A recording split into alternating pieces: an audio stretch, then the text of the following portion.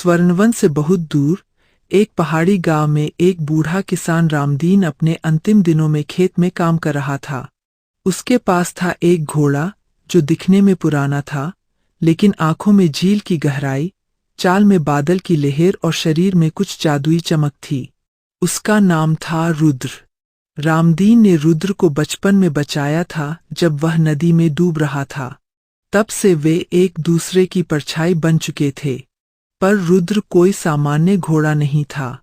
वह रामदीन की आवाज के बिना भी उसकी जरूरतें समझ लेता था। वो चांद की ओर ताकता तो जैसे कुछ देखता, और जब बारिश होती तो उसकी आंखों से आंसू बहते।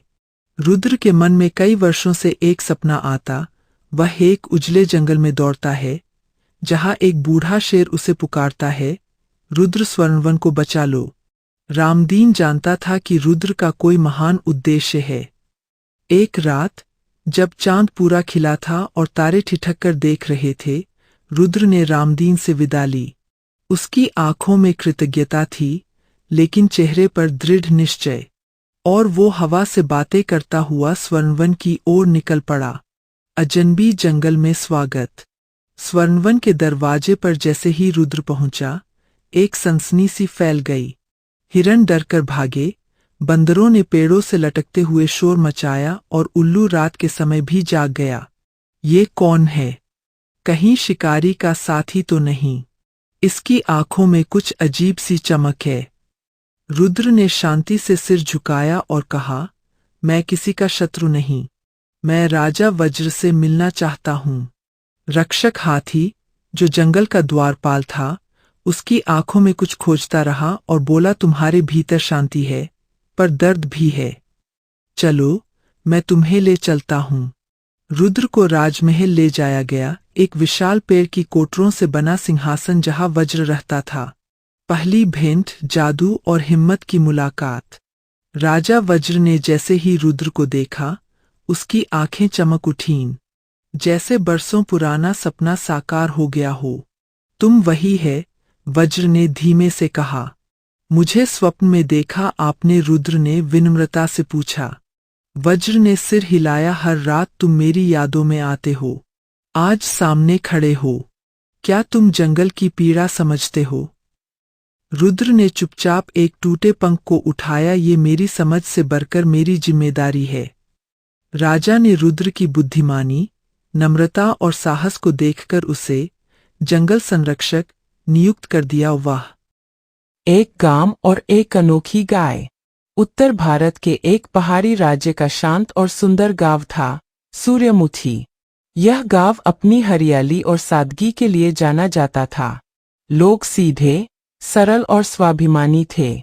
गांव में गायों को मां की तरह पूजा जाता था, मगर इस गांव की एक गाय ऐसी थी जिसकी कहानी रुला देने वाली थी और जिसे लोग गांव की रक्षक लाली कहते थे। लाली का जन्म और बचपन। गांव के सबसे गरीब मगर मेहनती किसान धनिया और उसकी पत्नी मीरा को कोई संतान नहीं थी। दोनों दिन रात खेतों में काम करते, मगर जीवन में खालीपन था। एक दिन उनके घर के बाहर एक घायल बछिया मिली। उसकी आंखें डर से भरी थीं, शरीर पर चोट के निशान थे। मीरा ने तुरंत उसे पानी पिलाया, घावों पर हल्दी लगाई और गोदी में भरकर बोली, तू अब हमारी बेटी है। तेरा नाम होगा लाली। लाली की आंखों में पहली बार अपनापन दिखा। उसके बाद से वह बछिया कभी धनिया और मीरा से अलग नहीं हुई। लाली का परिवार में स्थान। धनिया और मीरा के लिए लाली सिर्फ गाय नहीं, संतान बन चुकी थी।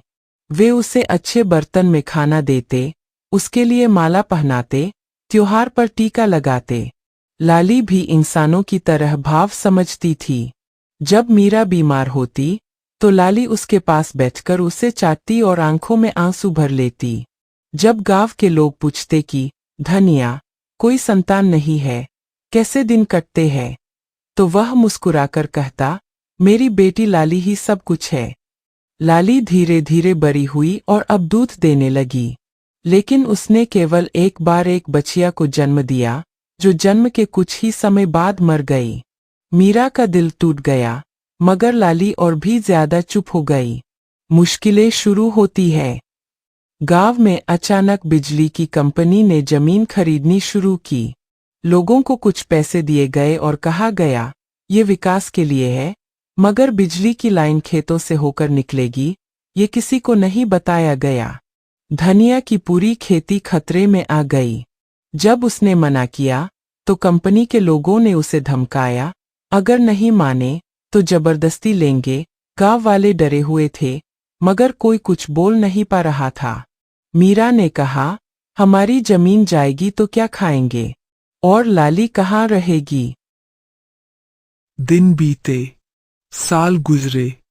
गगन के जाने के बाद जंगल फिर से शांत हो गया था, लेकिन वह शांति अब पहले जैसी नहीं थी। उसमें गगन की कमी की टीस थी। हर सुबह जब सूरज की किरणें गगन वृक्ष पर पड़ती, तो पूरा जंगल उसकी छाया में झुक जाता। वीर अब जंगल का सच्चा राजा बन चुका था, लेकिन वह अब पहले जैसा तेज, गुस्सैल और गर्जन करने वाला शेर नहीं रहा।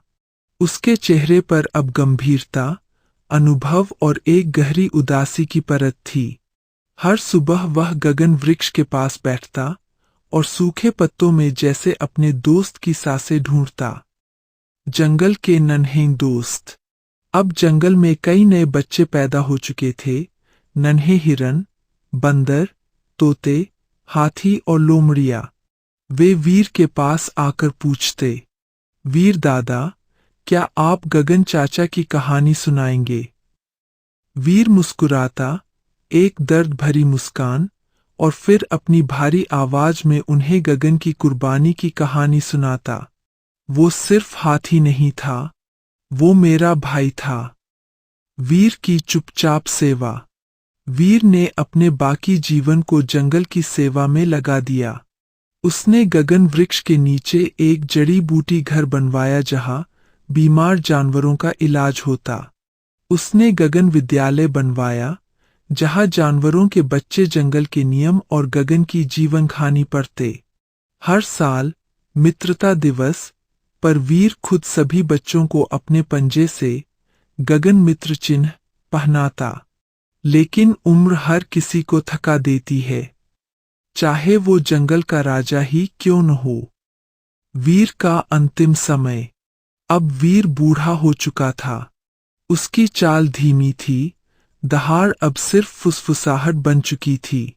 एक रात पूर्णिमा का चांद आसमान में चमक रहा था, वही रात जब गगन ने उसकी जान बचाई थी।